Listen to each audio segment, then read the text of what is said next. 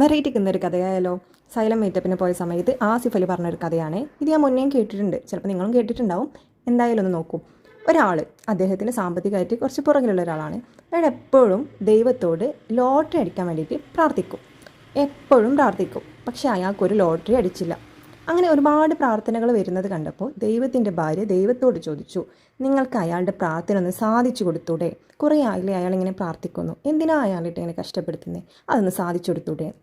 അപ്പോൾ ദൈവം മറുപടി പറഞ്ഞു, അതിന് അയാൾ ആദ്യം ഒരു ലോട്ടറി വാങ്ങിക്കണ്ടേ, എന്നെങ്കിലല്ലേ എനിക്ക് ആ ആഗ്രഹം സാധിച്ചു കൊടുക്കാൻ പറ്റുള്ളൂ.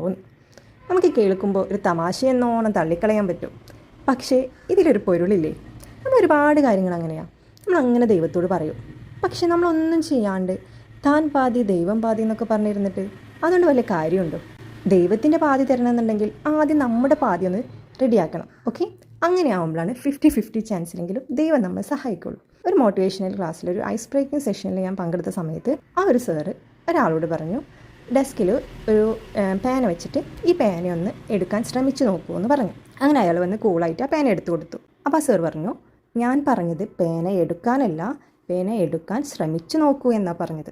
അപ്പോൾ ഈ വന്ന ആളൊന്ന് അമ്പരത്തിൽ നിന്നു, എന്താ ഇപ്പോൾ ഉദ്ദേശിച്ചത്? ആ സാർ വീണ്ടും ആവർത്തിച്ചു, ആ പേന എടുക്കാൻ ശ്രമിച്ചു നോക്കൂ. അപ്പോൾ എല്ലാവർക്കും കാര്യം മനസ്സിലായി, പേന എടുക്കാനല്ല, അത് എടുക്കാനുള്ള ഒരു ശ്രമമാണ് അവിടെ ചെയ്യാൻ പറഞ്ഞത്. അപ്പോൾ ഇയാൾ വെറുതെ ഇങ്ങനെ ശ്രമിച്ചു നോക്കുന്ന പോലെ ഒരു ആക്ഷൻ കാണിച്ചു.